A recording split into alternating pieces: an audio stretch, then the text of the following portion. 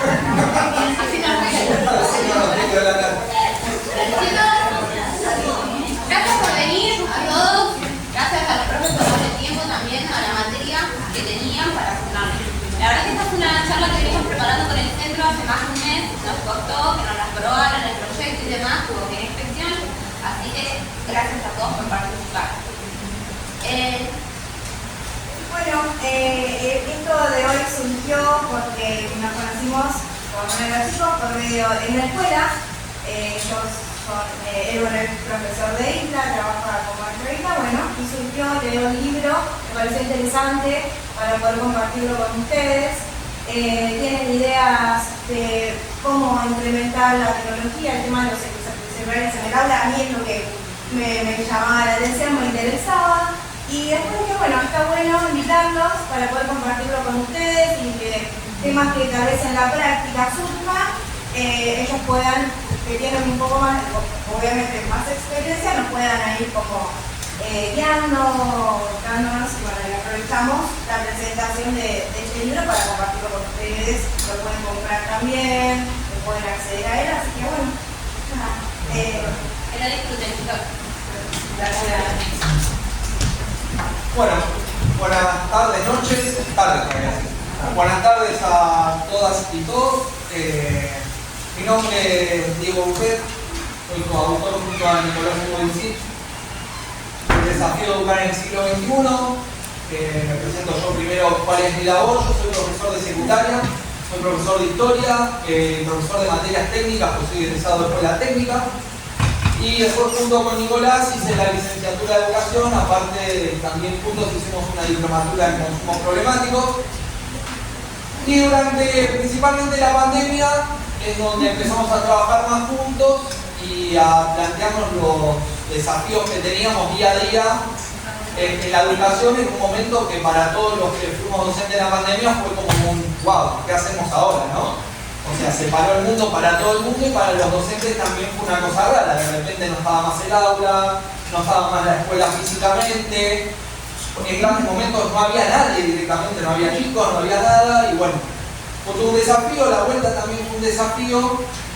Y dijimos, bueno, ¿por dónde vamos? Hay que formarse. No queda otra que formarse. Uno de los grandes problemas que vemos nosotros en la docencia, dentro de todas las problemáticas que vemos, está básicamente en la formación.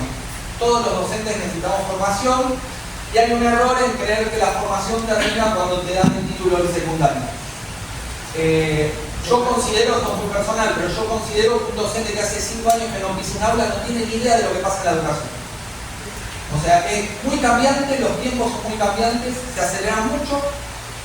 Y por eso decidimos, entre tantas cosas locuras que se nos ocurren, como tener un programa en YouTube, esas cosas que uno hace en pandemia, dijimos, che, si escribimos un libro, ¿qué parece escribir un libro? ¿Quién te cree eso?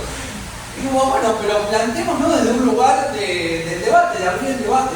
Que el debate empiece a ser de los docentes y futuros docentes, y no de gente que está sentada en un escritorio hace mucho tiempo y no sabe lo que pasa en las aulas. Que baja cosas que son re lindas y están escritas re bonitas, pero que son imposibles de aplicar y que incluso a veces cuando se aplican terminan siendo lo contrario a lo que pretenden. Entonces dijimos, bueno, ¿qué problemáticas hay? Uy, son 1 millón. Seamos un poco arbitrarios, vamos a elegir 6. Y de ahí arrancamos. Pero no quiero hablar yo solo, a mí me gusta más leer que hablar. Así que le voy a dar la palabra porque él es un poco más poético, yo soy un poco más mundano, digamos. Y va a arrancar su ponencia y después yo. Así dice de mí, que soy más poético. En algún punto tiene razón, porque mi formación es poética. ¿Sí? Yo soy docente, soy maestro de grado, trabajo en las filas de Utah San Fernando hace 9 años, soy psicólogo social, seguido de la escuela de San Miguel, soy psicodramatista, soy poeta, escribí varios libros, tengo varias publicaciones. Y con Diego nuestro punto de encuentro, como lo que dijo, es la pandemia. La pandemia se nos pedía a nosotros que acompañáramos a los estudiantes y a las familias, pero ¿quién nos acompañaba? Entonces, a raíz de esa pregunta y de ese interrogante, decidimos hacer un programa en YouTube que se llamaba El efecto después del efecto, para abordar los consumos problemáticos en el encierro. Y nos duró ¿cuántos programas? Sí. Bueno, no fue el éxito que esperaba. No, porque el programa fue muy bueno porque la posibilidad de, a través de una beca, hacer la diplomatura en consumos problemáticos en la Universidad de San Isidro, y nos dimos cuenta que esta dupla, con sus matices y con sus diferencias, una relación profundamente dialéctica entre ambos, funcionábamos y producíamos muchas cosas juntas. Entonces, bueno, decidimos hacer la licenciatura en Ciencias de la Educación. Y hace unos meses, mayo, yo estaba en la sala de oncología del Hospital Vicente López con mi papá y tenía que esperar mucho y le mandé un audio y le dije, tengo que hacer un libro. Hay que hacer un libro. Bueno, pero lo hacemos y empezamos a hacer un libro. Lo mágico de este libro es que nosotros hicimos el libro pero no teníamos financiamiento para el libro. Porque es muy difícil publicar y más temas de educación. Como que eso no te publica nadie. Entonces a Diego se le ocurrió una brillante idea que yo al principio no aposté mucho, con lo cual me compró en la práctica que tenía mucha razón, que era hagamos una preventa del libro. Y después hacemos el libro. Bueno, pero vos pensás que va a funcionar? Sí. Hagamos la preventa del libro y pudimos conseguir la plata para hacer el libro.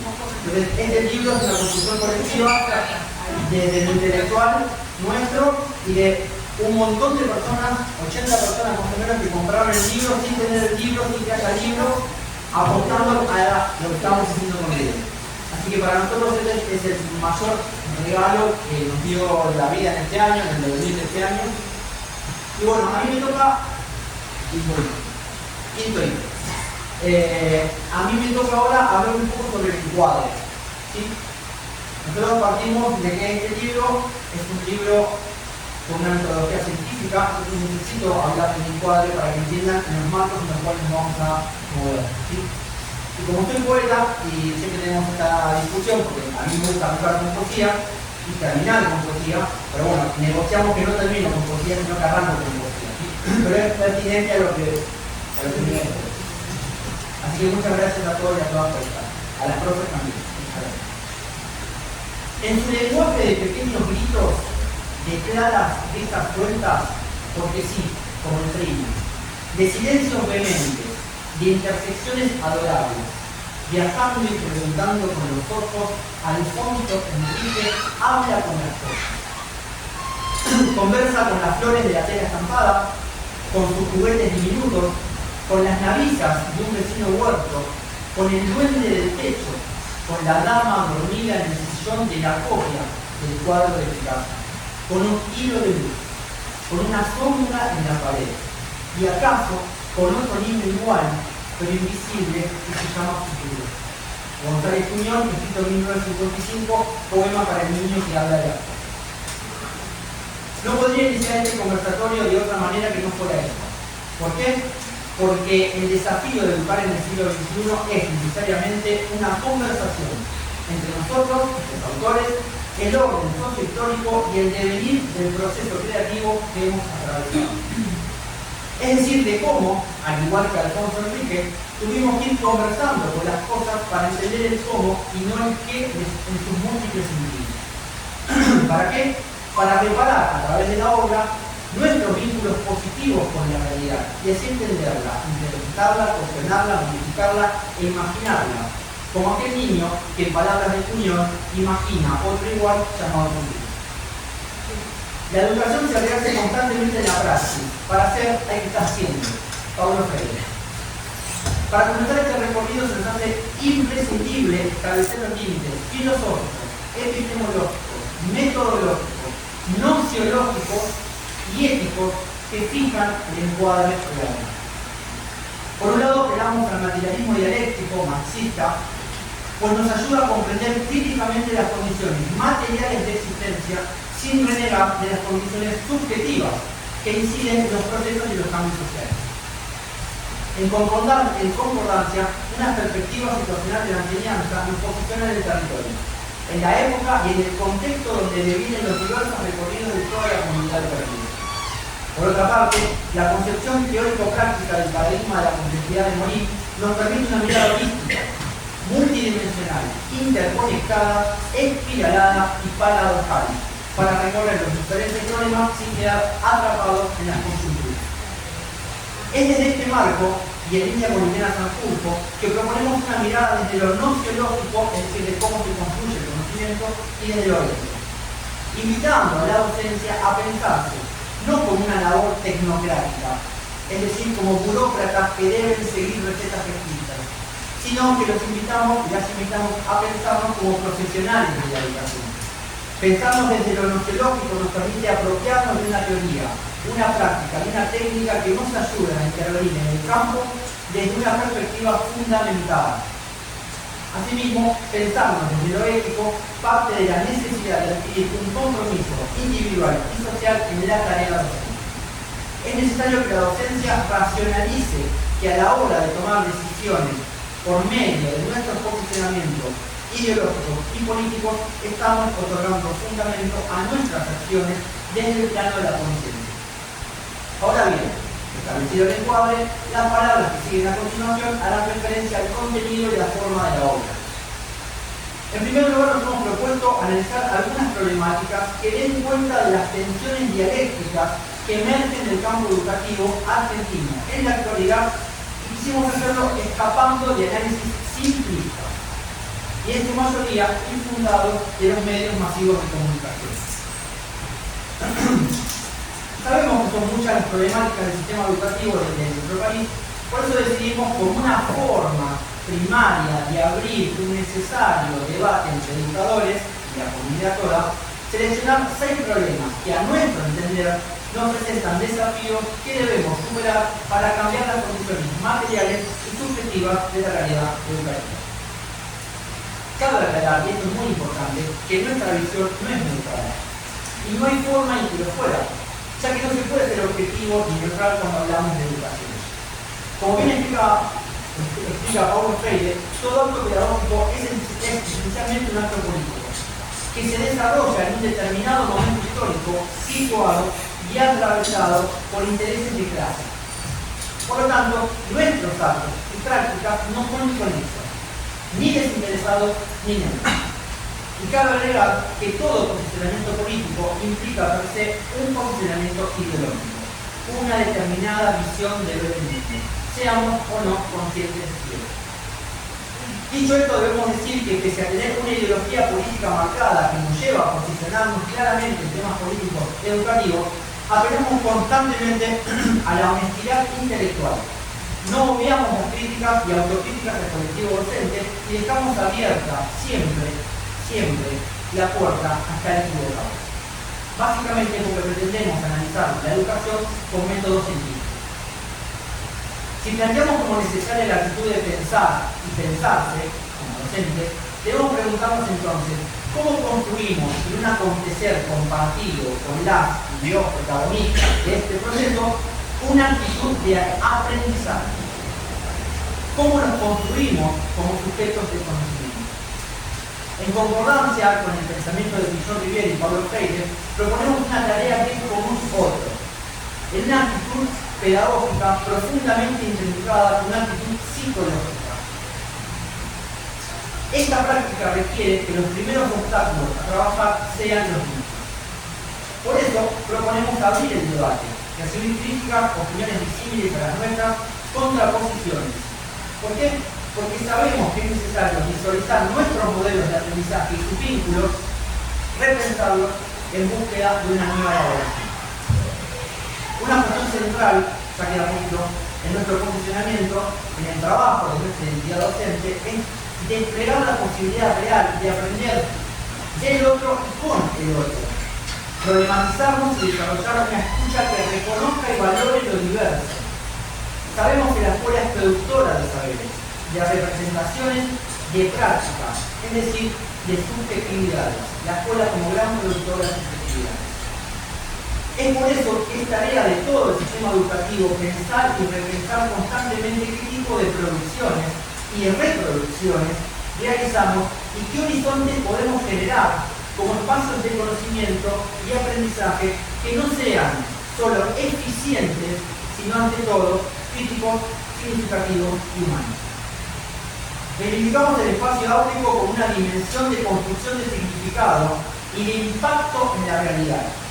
Un lugar donde juntos podamos darle sentido al mundo, a la existencia humana, y a la relación entre el individuo y la sociedad. Entendemos que este espacio debe ser empático, afectuoso, cuidadoso, creativo, inventivo, crítico y por sobre todas las cosas humano. Muy humano, tanto en la forma como en los contenidos. Y esta afirmación de que el aula es el espacio ideal para llevar adelante un cambio radical en las formas de enseñaje, dialéctica entre la enseñanza y el aprendizaje, es también asumir la responsabilidad ética ante los tiempos que nos toca vivir. En definitiva, y por todo lo antes dicho, nuestra intención es entrar en diálogo con las tensiones dialécticas del campo educativo en la actualidad, para decodificar los sentidos que adquiere el mundo a través de la palabra, en sus dos grandes dimensiones, acción y reflexión. Y que por sobre todo sea posibilidad de resistencia y lucha ante aquellos que ponen en peligro la democracia en nuestras aulas. Muchas gracias.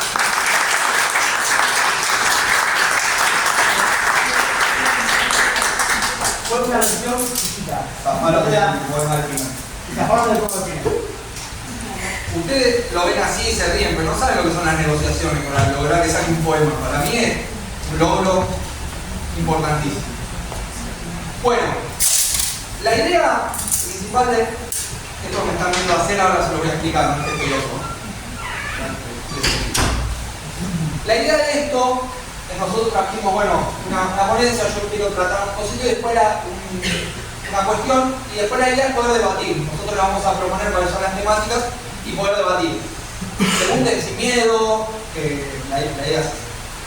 ¿Ustedes ya algunos trabajan en la docencia o todos están estudiando? Bueno, las profes ya sé, ¿no? Bueno, ustedes saben que justamente nosotros hablamos de una educación situada y de la cuestión importante de la materialidad en la educación. La tecnología es hermosa, gente. Yo de hecho en el libro escribo a favor de la tecnología de alguna forma, pero también a veces es muy traicionera. Por lo tanto, esto que voy a hacer acá es lo que tengo acá que nunca podemos pasar acá. Entonces, el docente siempre tiene que estar preparado para improvisar. Es el ABC de la docencia, es la improvisación, sépanlo. Somos casi como actores. Yo sé que es una raya rara y no tienen ni idea de qué estoy hablando y no llegan a leer esta letra horrible que tengo. Yo le voy a decir que es cada cosa. ¿Conocen el efecto Dunning-Kruger? Bueno, ahora cuando lo vaya explicando les va a parecer algo muy natural y muy de esta época. El efecto Dunning-Kruger dice que hay un pico de confianza, un eje vectorial de la confianza y otro que es el conocimiento real. Entonces dice que acá nosotros llegamos, y es donde está la mayoría de la sociedad, y me incluyo en algunos temas también, a veces me pongo en ese lugar, que es el pico de la arrogancia, ¿sí? Que es cuando uno tiene una idea muy precaria de algo, pero se cree que es un capo en eso. Leí medio libro de economía y le quiero discutir a todo el mundo que porque el valor del dólar y no sé qué. Es muy de redes sociales esto, ¿vieron? ¿Qué pasa? Ese pico de arrogancia después entra en un valle de la desesperación. Estaríamos acá, ¿sí? Una caída. Que es cuando uno continúa sus estudios y empieza a darse cuenta que en realidad no sabe nada de ese tema que creía que sabía mucho. Y hay una caída acá, donde uno se pega un golpe, y después empieza la meseta del maestro. Que es cuando uno toma conciencia de que tiene una injerencia en la realidad, pero que se tiene que formar continuamente, esto que decía al principio. ¿Y qué tiene que ver esto con la docencia y con el libro? Digo, acá arriba estamos cuando estamos en el profesorado o empezamos la docencia. No hablo de todo, después cada uno hará su experiencia, pero a mí les digo la verdad, me pasó bastante esto. Nada, porque yo voy a ir al aula, estos profesores no entienden nada, voy a cambiar todo, ¿verdad? Y de repente empezás a chocarte con esa realidad y a leer sobre educación y a ver distintas posturas y estás en el valle de la desesperación. Si aguantaste ese golpe que te vas a dar contra la vida y contra la propia educación, entras en la meseta del maestro. ¿Qué es esto que trajimos acá? De alguna forma, y con toda la humildad del mundo, tratar de que el valle de la desesperación, el golpe no sea tan fuerte. Como un aviso, digamos. Che, mirá, pasan estas cosas, están estas problemáticas. Discutámosla antes de darnos el golpe. Por lo menos que el golpe sea un poquito más leve, ¿sí? Es no entrar en la docencia, por eso para nosotros este libro está enfocado a los docentes, pero principalmente a los futuros docentes. Lo hicimos con esa intención, por lo que dije al principio que le damos muchísimo valor a la formación docente.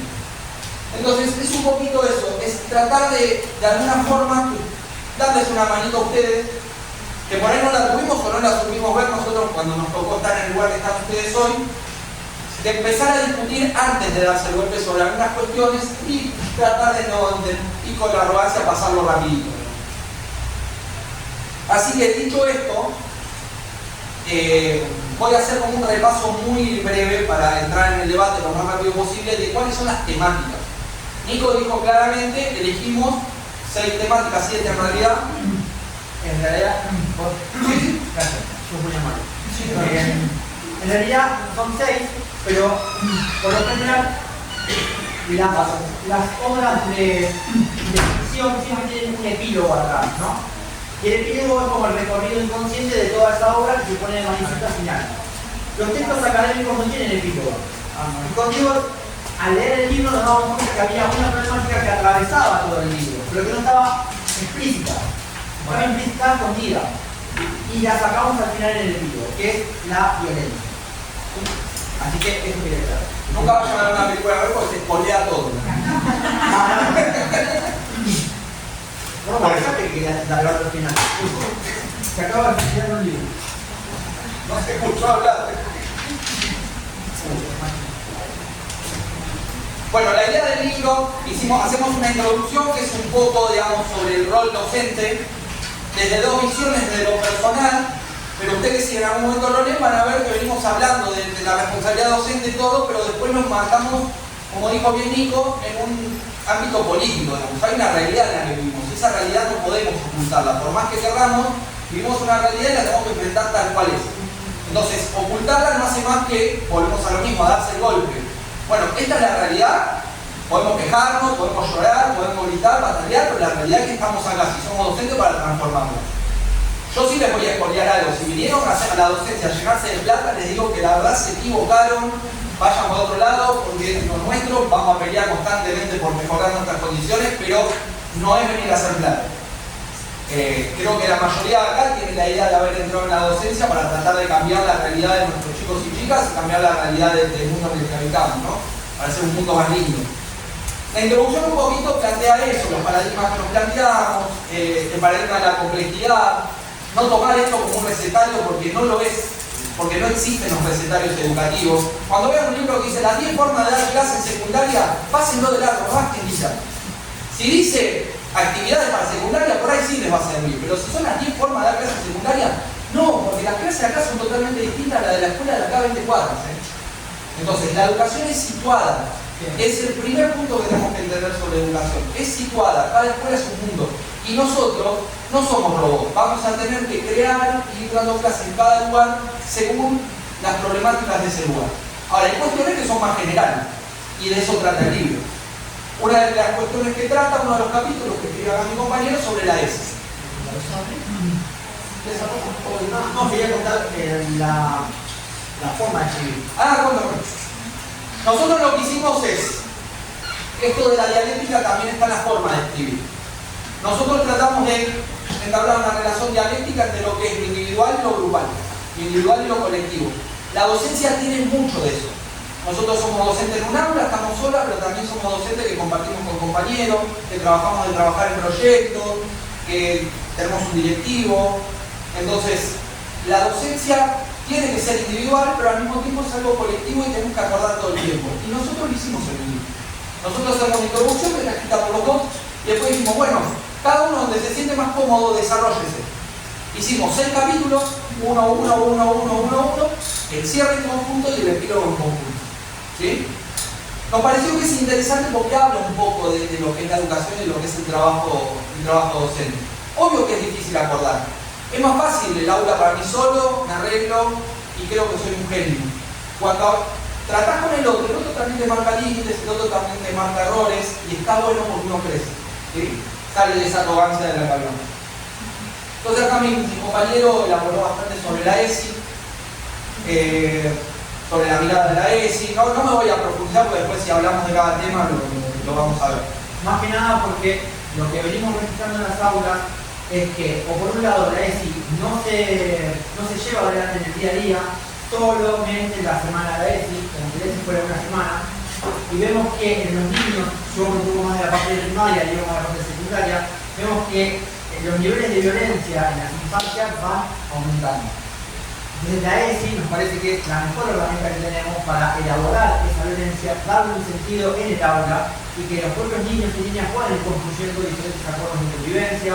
Por ejemplo, una experiencia chiquitita que tuve el placer de compartir con Vicky en la escuela de Isla, es que los niños no solamente armaron los acuerdos de convivencia, sino que armaron un protocolo para el no cumplimiento de los acuerdos de convivencia. Es decir, ¿qué pasa cuando lo que tiene que pasar no pasa? Bueno, discutámoslo. Niños de tercer y cuarto grado, entonces, nos parece que la ESI es una herramienta para toda esa violencia que está en la sociedad y que está en las aulas, ¿no?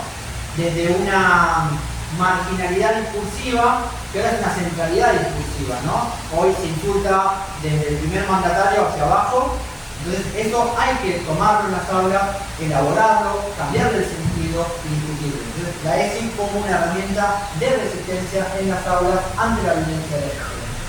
Sí, una aclaración de una compañera de inicial, digamos, no es que esto es exclusivamente primaria y secundaria, tratamos de tocar toda la educación, obviamente no nos tomamos el atrevimiento de hablar de inicial porque es bastante chica la formación que tenemos, que viene de la licenciatura y las compañías que hemos hablado y uno se va enterando un montón de cosas en inicial, pero creemos que la educación es un todo y cuando hablamos de la ESI, obviamente el inicial es fundamental.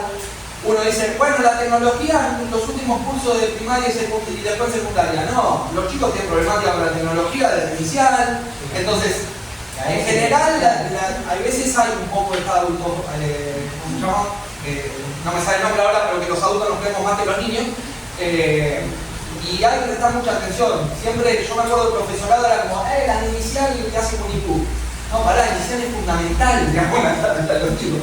Es fundamental, tenemos que reivindicar el laburo de la chica inicial, digo la chica porque son todas chicas, de la chica inicial porque es la base de todo, digamos. Una mala base después vamos recibiendo. Por eso yo también quiero que mi amigo labure bien, porque después lo recibo yo en secundaria. No, hago esta aclaración porque por ahí parece que estamos hablando todo el tiempo de primaria y secundaria y es la idea de integrar a todos. Sigo. El segundo punto justamente es la tecnología. Partimos de una pregunta que está, la van a ver en todos los medios. ¿Hay que prohibir los celulares en la escuela? No les voy a spoilear mucho. Después sí charlamos el tema, sí, pero la idea es que elijan ustedes qué temática charlamos más. Pero es una discusión que está en el mundo, ya ni siquiera en Argentina, es una discusión del mundo. Y yo lo que voy a decir en una entrevista que hicieron, digo, si me preguntás como docente cuando entro al aula, te van a prohibir hasta la existencia de los celulares. Ahora, cuando me enfrío, salgo del aula y lo pienso en un contexto más amplio y más, no emocional, digamos, sino más lógico, digo, no ese es el camino, y bueno, de hecho escribí sobre eso, ¿no? Después otra temática es, que Nicola habló un poquito, el tema de las subjetividades, la creación de subjetividad. Hoy me parece que es fundamental en la educación.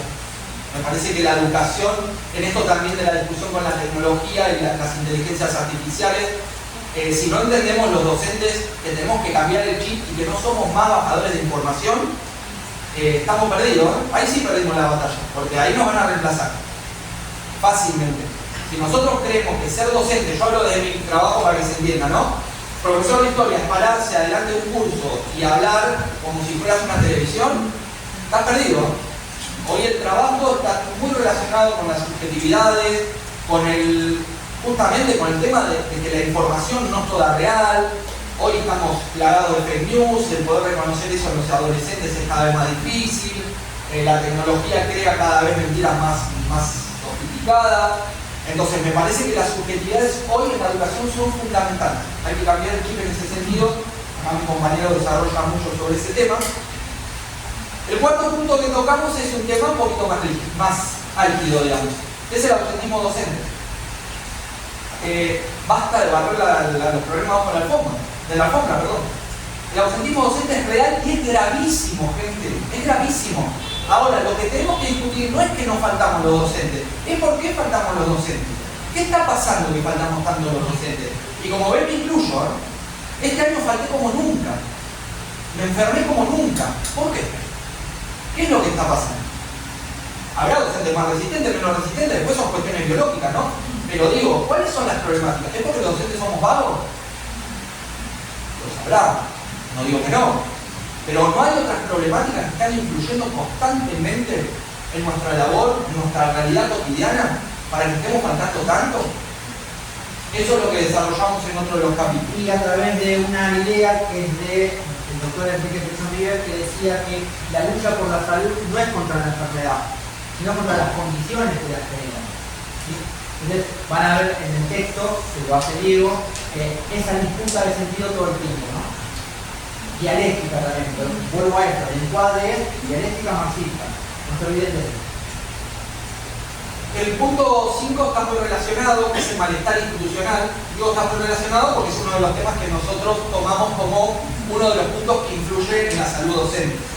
El malestar institucional es esto de la orden, la contraorden, y no hablo solo de directivos, sinceramente lo digo, hay veces yo los directivos admiro la paciencia que tienen, el laburo que hacen, a veces se matan laburando, caen mucho en saco roto, son cada vez más trabajadores sociales que docentes.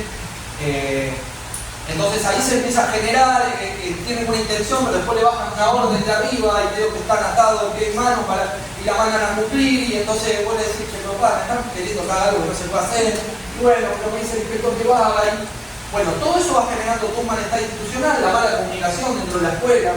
Ojo, comunicación no es lo mismo que información. Hay problemáticas de llegada de información, pero también problemáticas de comunicación. Mucho chumerío, mucho me dijeron, mucho dimes y diretes, diría mi abuela. Bueno, soy un poco viejo. Sí, o lo que antes se decía comúnmente que era la charla de pasillo o la radio de pasillo, ¿no? Rumores y chismes en las instituciones. Eso es lo que hace, como bien desarrollamos en el libro, es generar un malestar institucional, que se hace carne en el cuerpo y se relaciona con el autismo, ¿no? Porque cuando los canales de comunicación, tanto formales como informales, no están aceitados, la comunicación busca otras vías para llegar.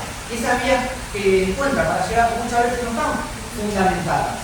Es lo que dijo, que me dijeron, y entonces fulanita ya se amargó porque es un lío que genera mucho malestar. Ni hablar de cuando nos paramos frente al aula y tenemos niños, niñas o adolescentes, cómo esto influye en la construcción de la subjetividad y la aprendizaje. El punto 6 trata algo que obviamente nos interesa a todos, que es nuestra realidad material. Y lo partimos de una discusión que es: ¿la educación es un gasto o es una inversión? Y parece una discusión semántica nada más, pero no es una discusión semántica, es una discusión ideológica. Entonces desarrollamos mucho, de hecho desarrollamos el concepto de capital humano, que ahora, como verán, nosotros no tenemos más Ministerio de Educación, dependemos del Ministerio de Capital Humano, que se pone un poquito. Paradójicamente, la teoría del capital humano lo que dice es que hay que invertir en educación. Bueno, como verán, nuestro ministerio no hace eso. Entonces, trabajamos un poco el tema de gasto y de si eso realmente, si solo el gasto, aumentar el gasto o inversión, depende de la conclusión a la que llega uno de ustedes, en educación es garantía de una mejor educación, ¿o no? No es un 1 más 1 todo, ¿sí? Desarrollamos un poco eso y ahí ya llegamos al epílogo, que es el tema que, bueno, obviamente afecta a la sociedad todo, un poco lo respondió Nico, pero es así, que es la violencia. Y nos parece ahí, como para cerrar esta partecita, nosotros lo que ahí tenemos una propuesta, digamos, una propuesta que es muy ideológica y es muy difícil de llevar a cabo, pero nos parece que las soluciones fáciles a los problemas complejos son mentiras. Generalmente cuando duele la muela vas a tomar 1 o 2 aspirinas, pero te la tenés que sacar, o hacerte un tratamiento con Duque, pero no se termina el problema con aspirina. Entonces me parece que ahí nosotros vamos bien al hueso, en el sentido de que nosotros lo que proponemos, como dijo Nico en el ejemplo, es que para terminar el problema de la violencia, aunque parezca mentira, lo que más se necesita es más democracia incluso. Pero democracia real, no una actuación democrática, sino una democracia real. Y más participación, porque la democracia a veces parece que la democracia es solo elegir. Democracia es participar, no es elegir. ¿Sí? Y parece un matiz, pero no es un matiz, es muy profundo. Y sí, damos un cierre al libro con el tema de la mirada, que también nos parece algo muy importante porque está relacionado, como ven, todos los temas están medio relacionados todos con todos, porque en la educación todo se relaciona. El tema de la tecnología hoy nos ha llevado a un lugar en donde la mirada se ha ido perdiendo y en donde también está muy relacionado con la violencia, porque al no ver al otro, al no mirarlo, el otro deja de ser un humano, el otro pasa a ser un avatar, y el avatar es fácil de bastardear. Lamentablemente, lo voy a decir, hemos vivido hace poco en esta escuela algo horrible, y vengo ayer de estar en rondas estudiantiles, y los chicos, una de las cosas que más piden, los chicos de secundaria por lo menos, es que se traten los temas de salud mental. Estamos en un momento horrible en ese sentido. No es que veníamos de la panacea, pero parece ser que todos los días es un poquito peor esa cuestión. Y nos parece que la mirada es algo que tenemos que recuperar porque es parte de la humanidad. Cuando uno ve al otro sufrir, no es lo mismo que ver un avatar y insultarlo. Yo pues lo digo de una autocrítica profunda porque fui de los que estaban en internet. Y hay que bajar de ese lugar. Hay que salir de no llegué a ser hater, pero estuve ahí cerca. Por cuestiones políticas, uno se fanatiza en pavada, digamos, incluso futbolística. Un día dije, no voy a discutir más de fútbol en internet, fue sanísimo. Pero sí, uno entra y cree que es un juego y termina afectándolo y te das cuenta y te vas a dormir pensando en qué te contestó Juancito 2308. Decís, ¿quién es Juancito? ¿Quién es? Yo no puedo dormir por lo que me contestó Juancito 2308. Pero es real. Entonces me parece que hay que volver a recuperar mucho de eso. Y la escuela hoy es una trinchera de humanidad, gente. Me parece que eso es lo... Para cerrar un poco y abrir el debate, lo que intenta este libro es un poco volver a eso, digamos. A que la escuela sea una trinchera de humanidad. A volver a pensar en el otro como no como un enemigo ni una competencia, sino como un par que me pueda ayudar a ser mejor. Obvio que es difícil. No tenemos receta. Digamos algunos tips que nos parecen que pueden funcionar y nada más. Si espera un recetario de esto, lo lamento, no, va a haber más preguntas que respuestas, pero me parece que estamos en un momento de tener que discutir todo, hay que discutir todo.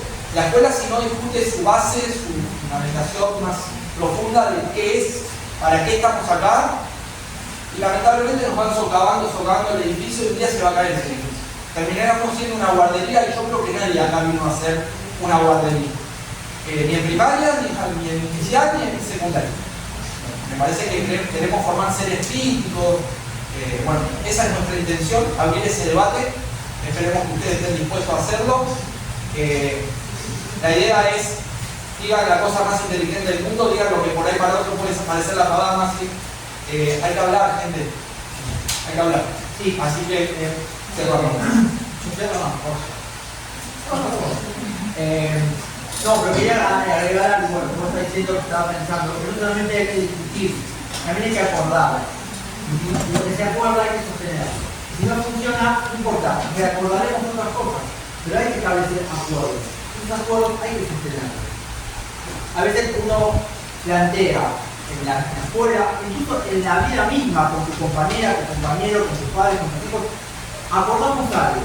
Bueno, ¿se pudo hacer? No, bueno, no se puede hacer, acordemos otra cosa. Pero hay que establecer ese tipo de relación, de acuerdo con el otro. Porque si no, nada tiene sentido. La discusión sin acuerdo se cae. Estamos 3 horas discutiendo. Bueno, llegamos a una conclusión. Ah, bueno, pero vos, no, acordemos. O sea, es una cosa, que no habla en el tiempo. Vemos que funciona, evaluamos. No funciona, volvemos a ver lo que podemos mejorar. Eso que dijiste último me parece que es fundamental.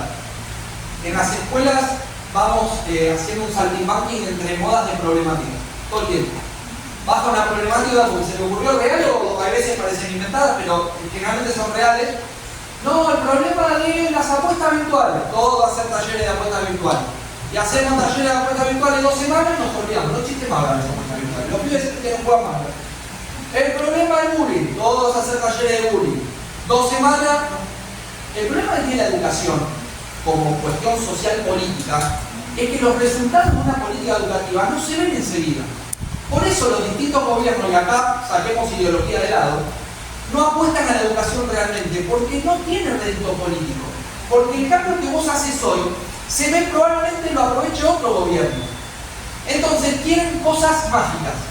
No, bueno, vamos a prohibir los celulares. Uy, vamos a prohibir los celulares. Y no vas a poder prohibir los celulares. Porque la tecnología y el avance de la humanidad no se puede prohibir. Nos guste o no nos guste. Es como querer prohibir la máquina a vapor. No la podés. Bueno, ya lo intentó alguna vez los ludistas.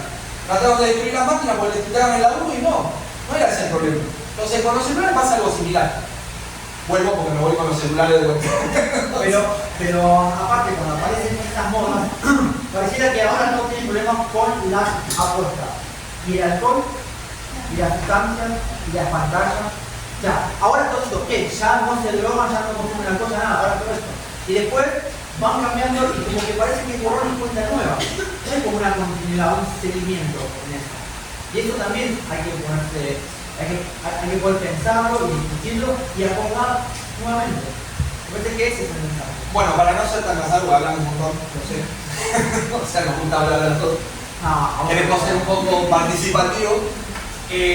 Nosotros teníamos una propuesta inicial, como ven, la tecnología hoy no ha sido amiga, ha sido más enemiga, que les hicimos hacer un QR. Igual nos sirve lo del QR porque nos sirve como insumo para nosotros para ver por dónde vamos con el libro y los futuros trabajos que tenemos pensado realizar. Si bien ya tenemos decidido el próximo tema y ojalá nos inviten de vuelta cuando se materialice, que es la inclusión, temita, nos vamos a meter en un brete interesante.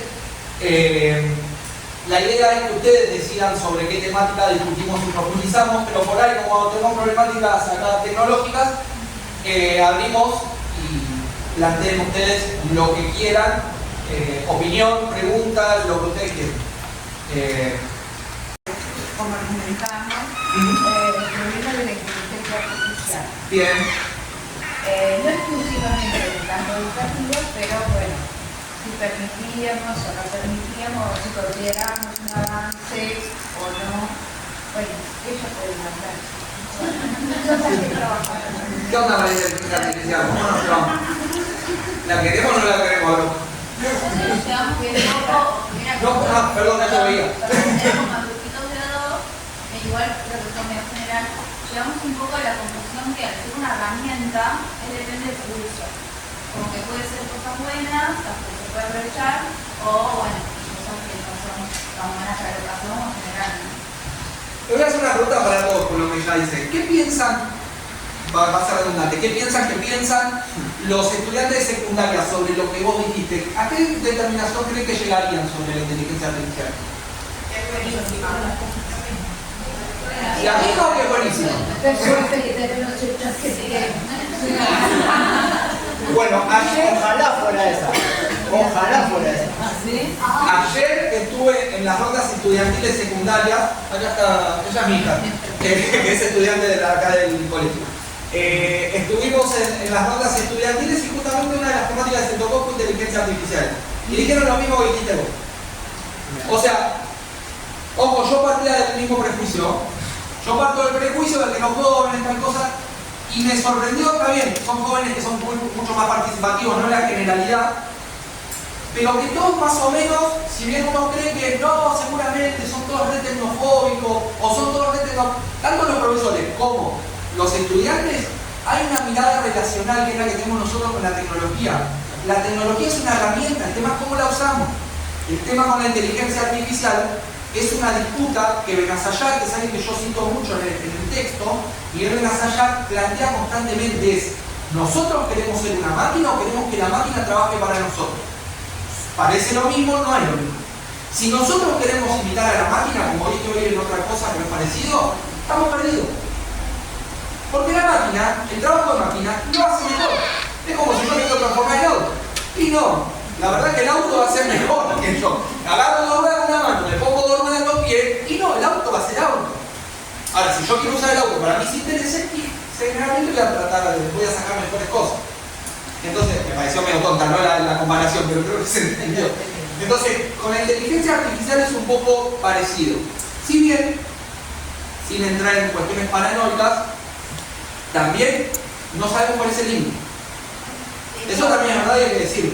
Ahora se puede citar el ChatGPT, se puede citar el habilitado, entonces como que eso también a nosotros como estudiantes nos pone, o sea, nos habilita en cierta manera a decir, bueno, ok, esto no me pertenece, lo busqué, ¿no? En la inteligencia artificial, lo que fuere, pero lo cito. Y después puedo seguir con mi argumentación o lo que quiera decir. ¿Saben quién nos hizo el prólogo del libro? Y la contratapa también. Dato de color. ¿Por qué? Porque nosotros justamente planteamos eso. ¿Qué es?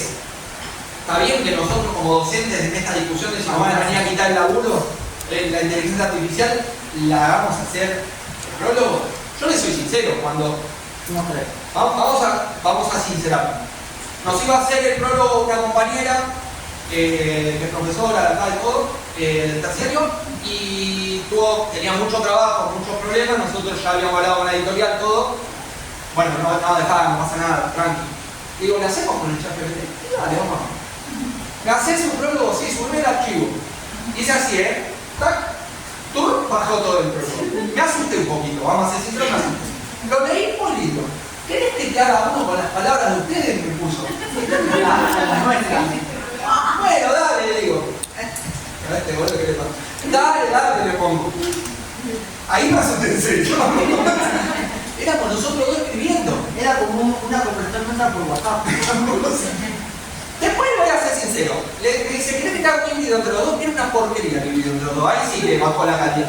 Pero en el que digo, y es el que pusimos, porque está hecho casi con nuestras palabras. Y lo firmamos como asistente. Digo, ¿cómo querés que firmemos? Asistente de ChatGPT. Y está firmado así.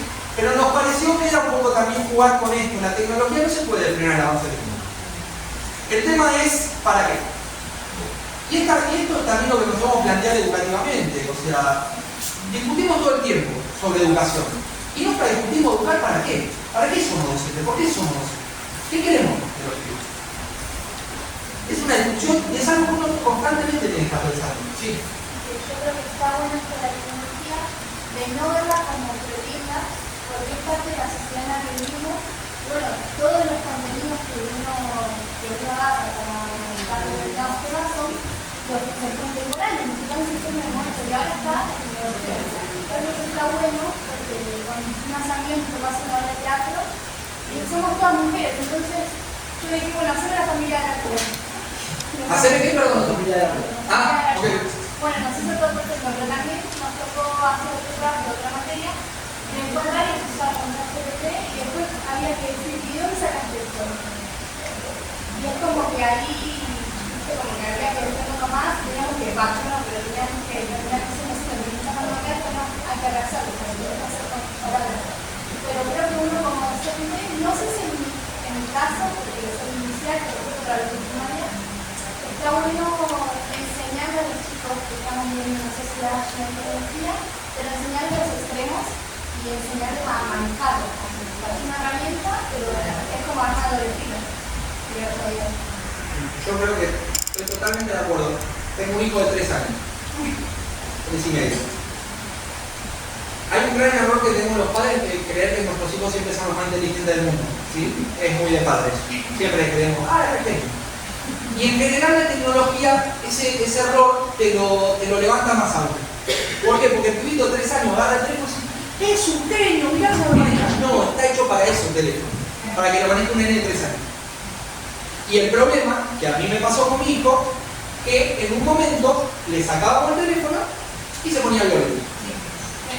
Entonces, lo que decís vos, y en los adolescentes, y en los adultos, porque ahí es otra de las cuestiones, gente, salgamos del lugar que la tecnología y los abusos con la tecnología es un problema de los chicos. Es un problema de la sociedad. Voy a ver a mi viejo y están los dos así. Dale, tienen 70 años, entonces no es un problema de los adolescentes, es un problema de la sociedad. En eso vuelvo a Miguel Benazayar. Miguel Benazayar lo dice también es, ojo, no se puede frenar, pero lo tengo que regular. Y hay una cuestión, él pone un término que para mí es muy importante que se llama colonización algorítmica. Yo lo uso de ejemplo en el libro. ¿No les pasó a ustedes, por ahí no nos pasó y otros sí, que agarrás el teléfono para ver la hora y terminaste viendo videitos en TikTok, Instagram, y que sea? Y decís, ¿cómo por acá llegué hasta acá? Si yo estaba mirando la hora, me ha pasado en clase. Voy a ver la hora para ver si termina la hora y de repente digo, ¿qué estoy mirando el chat de WhatsApp? Pero es la hora, el mensaje, porque es el llamado, es abriste el mensaje y caíste en la trampa. Y de ahí fuiste al video que te mandó el amigo y de ahí fuiste al escroleo contigo. Ese es el gran problema de hoy. El problema no es la tecnología. Es que la tecnología, lo voy a decir en palabras, perdón, no muy coloquiales, es muy estúpido. Ahí también dice Benazayar, él plantea que las habilidades que no se practican se pierden. Entonces, si vos estás cautivo del GPS, yo uso el GPS, obviamente, y el Google Maps, y qué sé yo, pero antes se usaba mapas y antes se usaba la memoria. Pero todavía puedo volver al mapa y puedo volver a la memoria, pero el que solo comenzó con el GPS queda cautivo y es una habilidad espacial que también se pierde. Y esto es un tema delicado. Y por otro lado, cuando hablamos de inteligencia artificial, también tenemos que pensar que son grandes tecnológicas, emporios transnacionales en manos de pocos multimillonarios vinculados a grandes gobiernos, a servicios secretos, o sea, hay grandes combinaciones ahí donde la autoría es capturada por estas empresas y bueno, luego tenemos, digamos, derechos de autor vulnerados. Ahí tenemos Entre dos otras cosas. cosas, ¿sí? Ahí tenemos dos cosas importantes. En primer lugar, incluso hay autores, yo hace poco leí, es más económico, ¿no? Pero Varoufakis, que es un griego, él plantea que ya ni siquiera estamos en el capitalismo, estamos en el tecnofeudalismo. Y la verdad que lo desarrolla muy bien. Es difícil de entender, porque yo no soy economista, tengo un poco de conocimiento, pero hay veces se te complica, pero lo que plantea él tiene mucha razón, está relacionado con lo que plantea la profe. Ahí hay algo muy importante, que es el tema de salir de la lógica que la inteligencia artificial es neutra. Que es lo que piensa mucha gente. Ah, no, le voy a preguntar a la inteligencia artificial porque es neutra. Saca lo mejor de todos lados. No, está entrenada de una forma para hacer lo que le dicen que tiene que hacer y de dónde buscar. Incluso hasta hay veces gracioso. Yo el otro día hablamos, me reía porque en un momento se había puesto muy de moda el término woke. ¿Vieron? Sí. Entonces se quejaba porque había una inteligencia que se había puesto muy woke. Pero es verdad que era ya ridículo, porque vos le pedías que te haga un dibujo del ejército nazi y te ponía negros ahí, para ser inclusiva. Entonces ahí ya se había puesto, o sea, se había pasado un pueblo. Entonces, digo, pero ¿qué demuestra esto? Que están entrenadas de una forma como puede estar entrenada en la otra. Habían dejado una suelta en Twitter, una vez la hicieron un usuario de Twitter y a los 5 minutos era nazi directamente. Ese, uno de esos. Entonces, se adapta a la información que hay en ese lugar y a la información que le da quien lo entrena. Entonces, hay que salir de ese lugar. Y en eso me parece que hay muy importante lo que dice la profe. ¿Quién es el interesado en que la inteligencia artificial no sea una herramienta? Y ahí tenemos una pelea. No la podemos frenar, es algo que está, va a convivir con nosotros. Volviendo a lo de los chicos, tendremos que enseñarles cómo usarla. Es una herramienta, pero... Otro tema.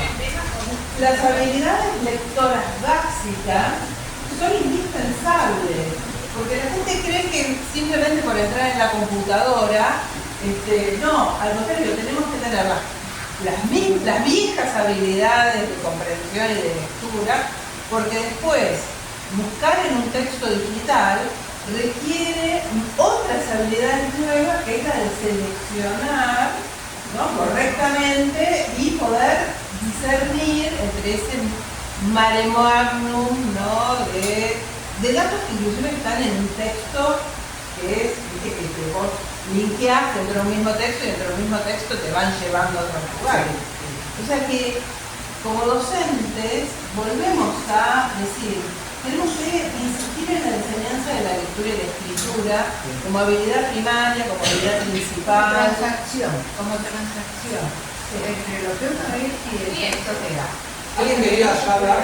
Yo no veo... me mandé el alto porque no... No hablo más, No, sí, puede hablar. Bueno, el tema es traer todo a lo que era eso. O sea, de parte de la herramienta circular, por más que nos lleve al avance, volver a vernos eso, porque perdemos la comunicación, lo visual, lo auditivo, el mensaje presente, como vos decís, estamos así, hablamos así, no podemos pasar tiempo, no escuchaste de la persona, no trataste de lograr que te querías pasar. Bueno, con los chicos pasa esto, que se pierden, que también tienen pros y contras, y también es que tratemos ya sea la búsqueda, ya sea el escribir, el buscar, el dejar de lado la herramienta y utilizarla solo para algo necesario. Pero creo que con esto ya la gente se perdió de miles de cosas en ahí estás dialogando y también te gusta todo lo que vos hablaste, quizás como algo expiratorio, la persona de tu más. Parte de mucho de la vida de la que ahí hay algo muy interesante que vos decís, que es, lo que uno se tiene que preguntar es, ¿qué me conoce mejor, mi teléfono o mi amigo? Y ahí si te conoce mejor tu teléfono, estamos en un problema. Entonces, te asusta por la persona. ¿Cómo? Que a veces asusta como te pasa. Y sí, una vez escuché a alguien que dijo, la humanidad se pasó años y años teniendo que nos pusieran un chip en la cabeza para dominarlo y nosotros solitos nos lo metimos en el bolsillo. Yo conozco gente que tipo tiene de amigo el chat GPT. O sea, va y habla, o sea, usa como amistad el chat GPT. O sea, capaz va y le dice, no, hoy me fue de tal manera en el trabajo. Mirar las cartas, como avísenme como se me queman los papeles, muchas cosas. El tema de salud mental, las consultas, en vez de derivarlas a un profesional del campo de la salud mental, se hacen consultas por ChatGPT que muchas veces, digamos, pasa por alto algunas cuestiones y en su afán de ser amigable da Bueno, unas hace poco indicaciones. un juicio sobre Sí, un sí. suicidio que se había charlado con el chat GPT, se terminó suicidando la persona, no acá en este país, en otro lado, y los padres creo que fueron y hicieron un juicio a la empresa. No sé si era el chat GPT o cualquiera de las inteligencias artificiales, ¿no? Da igual en este sentido. Pero sí, igual, volviendo a lo que decía la compañera allá, como todo, digamos, como todo consumo, nosotros trabajamos mucho el tema del consumo problemático y buenas prácticas. Todos consumimos constantemente en la vida. Hay consumos obligados, como comer, no sé, tomar y distintos consumos, y hay consumos que son culturales. Todo consumo se puede volver problemático. El tema también ahí está en la actualidad que vivimos, porque vivimos corriendo, entonces estamos apurados, corremos sin saber lo que hay todo el tiempo. Y esto lo que el engaño que tiene es que hace todo rápido. No sabes para qué. ¿Qué apuro tengo yo? Como dicen, por ahí salgo a pasear y pongo el GPS. ¿A qué pongo el GPS? Si tengo ganas de pasear. ¿Pasear? No, ¿a dónde vamos? Vamos a tal cual. Bueno, pon el GPS así llegamos más rápido. Estamos paseando, ¿para qué querés llegar más rápido? Entonces, es volver un poco a esto, pero constantemente siempre la pregunta es la misma. Tenemos que volver al humano. O sea, ¿esto es una herramienta o nos va a manejar la vida? Estamos leyendo un texto de Fernando Ochoa, de Escenarios de la Ternura, y es todo esto que también decía la compañía que me dijo hace un momento, que ya no nos estamos mirando. Y los dos elementos de la ternura es la empatía y el miramiento. Y ahora en lo que es violencia está pasando la ternura. Es como que dejamos de mirarnos, dejamos de empatizar y falla la ternura. Y cuando falla la ternura pasan todas estas cosas. Les recomiendo muchísimo, nosotros citamos por ejemplo en el libro, hay un texto de Gentili que se llama Dos pies descalzos, ¿no? Dos pies descalzos, que habla sobre la inclusión educativa, pero él lo lleva por un lugar que parte de que él está paseando por Brasil porque vive allá y se le cae un zapatito a su hijo. Y dice que todo el mundo le empieza a marcar que le falta un zapato, como algo anormal, porque es un nene blanquito, porque es un nene que va con el padre en el cochecito. Y empieza él a pensar, che, vivo en Río de Janeiro, está lleno de pibes descalzos. ¿Qué onda? ¿Por qué todo el mundo me marca a mí que le falta un zapato a mí? Y va mucho al tema este de la mirada, lo que decimos, la mirada, la ternura, el naturalizar. ¿Y por qué digo esto? Porque en educación, uno de los grandes problemas que tenemos es que naturalizamos constantemente todo. Los docentes estamos acostumbrados a que las cosas funcionen mal y las naturalizamos. Hasta que explota. Igual es un problema social, no de los docentes. Pero cuando digo hasta que explota, lo digo hasta literalmente, porque nosotros hemos naturalizado las problemáticas edilicias de las escuelas hasta que explotó una escuela. Y ahí todo, explotó una escuela, no, tomamos escuela, hicimos todo. Y dejamos naturalizarlo de vuelta. Nosotros tenemos la suerte de una escuela re linda, re nueva, igual se fue rompiendo de vuelta, pero digo, estamos en Disney comparado con otro lugar. Pero digo, naturalizamos que los chicos van a la escuela a estar. Y que el aprendizaje sea algo secundario, no, bueno, pero está en la escuela. Naturalizamos que lo importante sea los 190 días de clase, sin importar para qué son esos 190 días de clase. Entonces me parece que hay que todo el tiempo estar desnaturalizando las prácticas nuestras incluso, como dice. Sí, Hablé demasiado. bueno, me paso un poco. Sí, bueno, lo que dijo acá la compañera, y la relación entre lo digital y lo analógico, como dice la profe, y en la tarea docente, muchas veces se nos dice, como el diseño curricular es prescriptivo, y nos mandan a través de la plataforma Continuamos Estudiando los enlaces con la planificación, con la secuencia de clases, con todo armadito, y te dicen, sacalo de ahí. Bien, y la creatividad y la inventiva y el timing en el aula y el dibujo, todo queda a un costado. Es simplemente, que es lo que dice Liliana Zapuco, no seamos tecnócratas y burócratas de eso. El docente es un profesional de la educación y como tal tiene que tener un ejercicio intelectual al respecto. Tiene que sentarse con la hoja en blanco y confrontarla y buscar la mejor estrategia, la mejor secuencia para ese público en especial, para esa escuela en particular. No porque ya está dado, yo lo voy a reproducir. No seamos reproductores. Sí seamos críticos con esa reproducción. Si la práctica que estamos dando está buena, la puedo implementar, pero no es siempre ChatGPT, ¿sí? Como el libro. Bueno, los docentes pedían manual de cuadro. Para ir a planificar si tengo todo acá. No podemos reproducir. Está bien usarlo como un soporte, pero no todo manual. Tengo que sentarme, planificar, crear, inventar, pensar en quién es ese otro que va a recibir, con aulas heterogéneas, muy heterogéneas. Van a tener que hacer una actividad con muchos niveles de dificultad. Para los que tienen neurodiversidades, para los que no están alfabetizados y están en sexto grado, por ejemplo, para los que están alfabetizados y están en sexto, que también necesitan de la atención nuestra. Porque muchas veces nos centramos en los niños con neurodiversidad, los niños que están alfabetizados, y no porque seamos malos, digo, pero queremos que ellos también puedan mejorar, pero nos olvidamos de todos los que están ahí esperándote. Pero tienes que calificar palabras muy heterogéneas. Eso lleva mucho tiempo.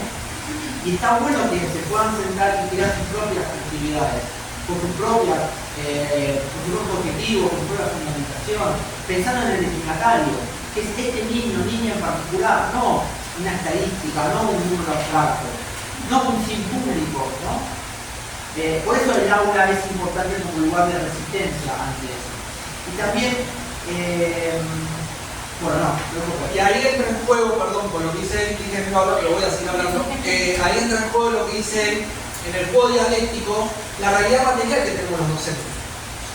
Nosotros discutimos mucho con Stegman, con Jorge Stegman, que plantea el revisar todo el tiempo nuestras propias prácticas. Y estamos totalmente de acuerdo con eso.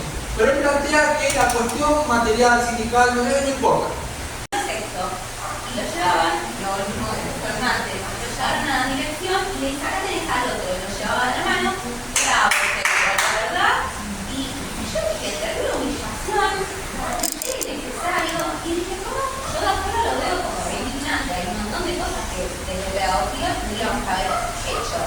Primero para que se presente el conflicto, haberlo trabajado de lado, y una vez que se presenta tampoco poner así. Y decía, bueno, después dije, no, pará, capaz que ellos encontraron su modo de que esto no se repite más si se humilla. Y después, no, pará, sí, está normal que se vamos. O sea, ya como sea. Y yo dije, bueno, eso de escapar de lo que se naturalizó, el comportamiento de la escuela, tanto como la conciencia, lo que ha tomado como para tener esas sustancias, y de la violencia. También, o sea, sexo, también a nenes, estaban peleando a piña. Bueno, Camila, la compañera, después. No, a mí me gustaría saber un poco más sobre cómo encaran el tema de la flexibilidad. Bien, en primer lugar, con el ejemplo. Como dijo acá la compañera que nos está diciendo el Diego, era mucho lo que todavía escribió. Si hoy en día vos conversás, y esto lo desarrollo un poco más Diego con los estudiantes más grandes, ¿no? ¿Qué quieren ser cuando sean grandes? Las opciones que más priman, ¿sí? Streaming, YouTuber, OnlyFans, la mejor de Sí, pero no es chiste. no es chiste, y es serio. Cuando vos le contás la cantidad de horas que trabajás y lo que te pagan, y sí, profe. salario docente es muy bajo y lo que tenés que afrontar día a día es muy demandante. Entonces, ¿cómo hacemos nosotros para contagiar a nuestros estudiantes el deseo, pasión, deseo, ¿no? El deseo por el conocimiento, el deseo por lo que uno hace con el ejemplo? Que él o ella me vea a mí apasionado, dando las discusiones que tengo que dar, poniendo límites donde tengo que ponerlos, siendo creativo, como uno intenta hacerlo, con prácticas de cuidado, para que ese adolescente o este niño que va a devenir en ese adolescente vaya viendo que hay otras alternativas y que no son más capo porque haces OnlyFans o porque vas a hacer streaming, que aparte llegan streaming, youtuber, todos piensan que va a ser famoso de entrada, uno de cada 150.872, con suerte, pero esa es la salida que yo tengo. Y una hipótesis que tenemos nosotros en esto de las buenas prácticas, de la buena noticia, un ejemplo que nosotros tomamos es arrancar el día de clase con la buena noticia. La buena noticia del día baja los niveles de ansiedad, permite hacer relaciones entre los compañeros, tender una red de comunicación